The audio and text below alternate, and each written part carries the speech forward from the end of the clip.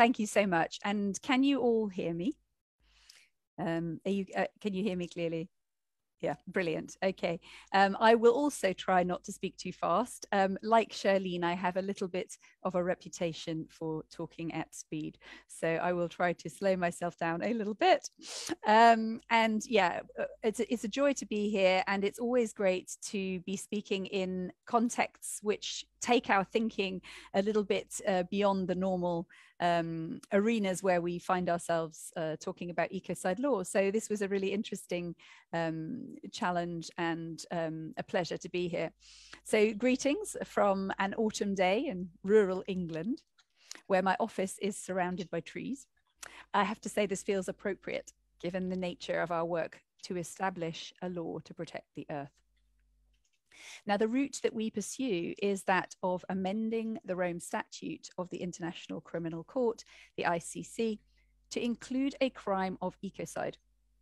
We see this as achieving three things. Firstly, it creates a coherent new ground rule that applies across many jurisdictions, which is important as the worst polluters are often transnational corporations.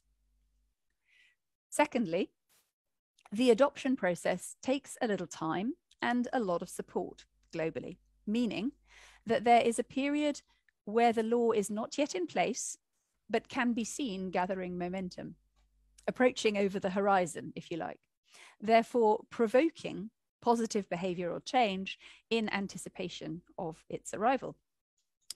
Thirdly, and perhaps ultimately most powerfully, it is a strategic legal intervention that helps to create a shift in cultural consciousness, a new moral taboo, if you like. We all know you can't apply to a government to kill people for your new business. It wouldn't even cross our minds to do so. But we don't yet recoil in the same healthy way from destroying the natural world.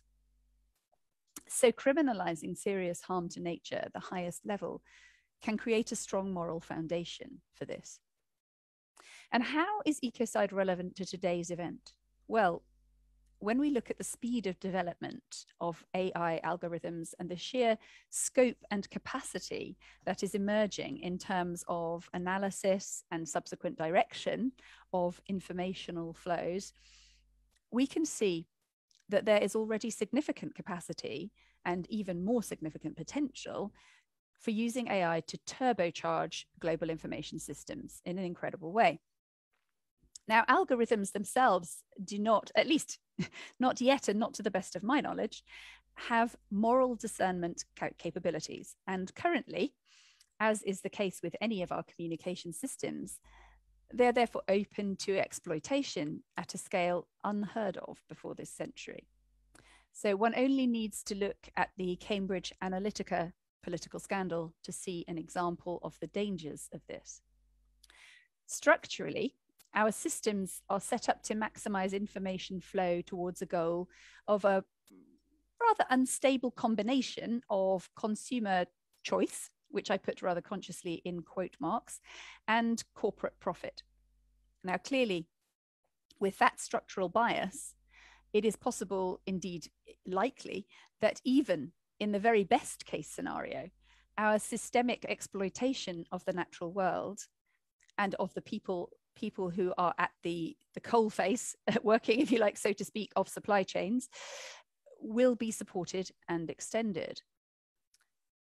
So let me just say that again, our structural bias, our systemic exploitation is likely to be supported and extended.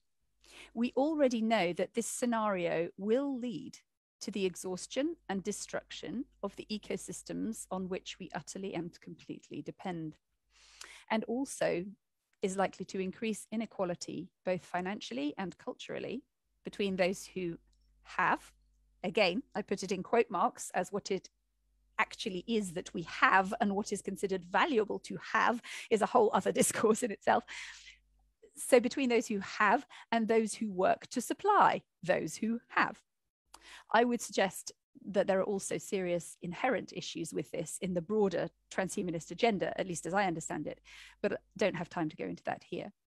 So when we look at these kinds of biases being consciously or subconsciously applied to developments in AI we inevitably find that we are replicating those of the culture at large, where the moral and legal parameters are focused right now largely on the protection of property, including intellectual property, at the expense often of protecting people, but extremely often, if not always, at the expense of protecting natural ecosystems, on which, it bears repeating, we completely and utterly depend.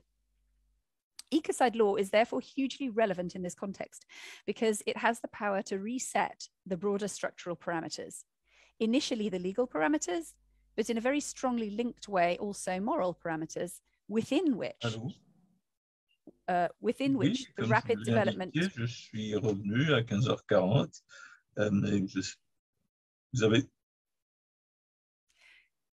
Émilie, what would you like me to do?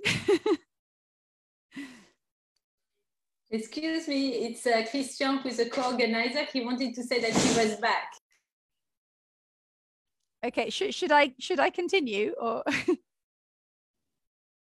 Sure, go ahead, please. Sorry. Okay, sorry.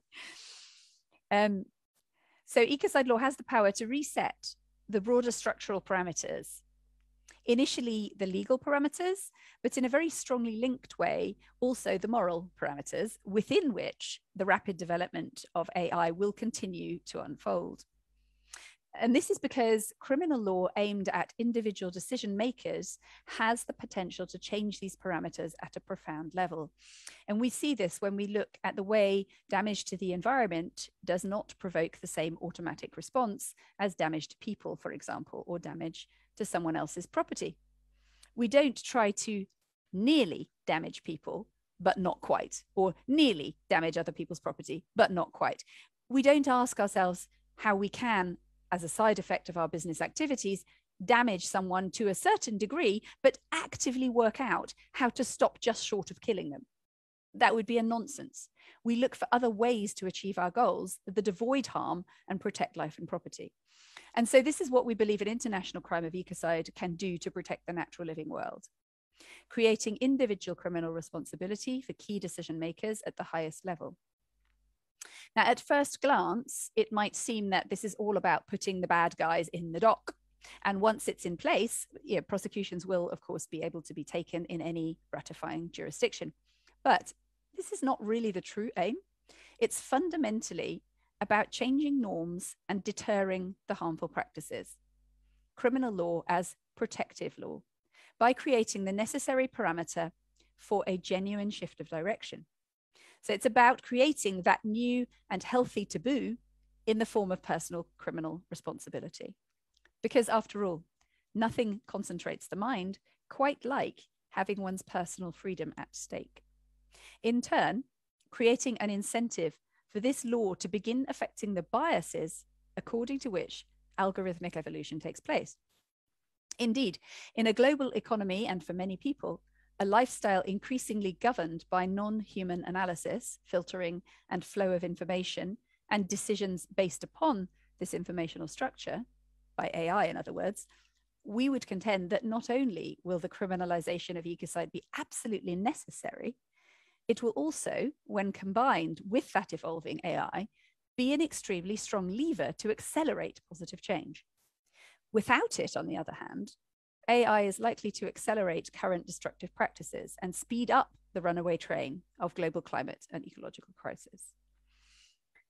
Now, as of June this year, there is a legal definition of ecocide, drafted by a panel of top international criminal and environmental lawyers convened by our foundation, which is our charitable arm. Bringing together diverse legal experience and expertise from around the world and led by renowned British-French barrister Philippe Sands, QC, and Senegalese jurist Dior Falso, it is drafted as a fifth international crime to sit in the Rome Statute of the International Criminal Court alongside genocide, crimes against humanity, war crimes, and the crime of aggression. And the core text is just one sentence. Ecocide means unlawful or wanton acts committed with knowledge that there is a substantial likelihood of severe and either widespread or long-term damage to the environment being caused by those acts. It's simple and clear, It's based strongly on legal precedent, and it addresses the worst harms while also taking account of and reinforcing existing laws that may vary from one jurisdiction to another. And it does this by means of the two thresholds contained in it. One addressing the severity of potential harm, and the second, the illegality or recklessness of the act. So that even where a practice may be legally permitted, if the impacts are disproportionately severe, it can also fall under this definition. Also, like some of the other crimes listed in the Rome Statute, it is framed as a crime of endangerment, not of actual material harm. Just as directing an attack against a civilian population is a war crime, regardless of the harm to that population, so acts threatening severe environmental harm will constitute a crime in and of themselves, which, when you think about it, is very sensible in the case of environmental damage, since we don't want to have to wait until half the planet is destroyed before working our way back to find who is at fault. But it is specifically very sensible in the context of the setting of algorithmic parameters, since it is preemptive in nature and information flows always preempt real-world impacts. Insurers, investors, CEOs and policymakers, and indeed the public at large, all know in our hearts that profound change is needed if we are to emerge from this crisis. Not unscathed, because we only have to watch the news to see that it's already too late for that, but at least with a fighting chance of surviving and thriving. And that is probably why 16 member states of the International Criminal Court are already publicly talking about ecocide law at government or parliamentary level. Bangladesh, Brazil, Bolivia, Belgium, Canada, Chile, Finland, France, Luxembourg, the Maldives, the Netherlands, Spain, Sweden, the UK and Vanuatu, as well as Scotland, the European Parliament, the Nordic Council and the Interparliamentary Union. And a number of others are in conversation on the subject behind closed doors, even if they may not be ready to speak out yet. So it's clear this law is on its way. Insurance executives and political advisors are already telling us they know it's coming. They just don't know exactly when. We estimate that states could be ratifying it within 4 or 5 years. And while that may seem slow when we are aware of the apocalypse of fires and floods which are already unfolding in California, Siberia, central China, Turkey, Greece, to name but a few, this time is needed to prepare for its arrival because the implications will be broad and necessarily so. And in this context, ecocide law is not a distraction from other more immediate actions addressing the evolution of AI and its role in our futures. All those other actions will begin to be guided in a positive way by the very approach of ecocide law. We feel it's a long overdue health and safety law for the planet, if you will. And we believe it could, in fact, make the difference between AI as a destructive force and AI as a supportive force for human civilization going forward in harmony with nature. And we very much hope this audience will be keen to support the global movement taking forward this law, and would urge you to visit our website, stopecocide.earth, for a range of actions that you can take to do so. Thanks very much, and I look forward to questions.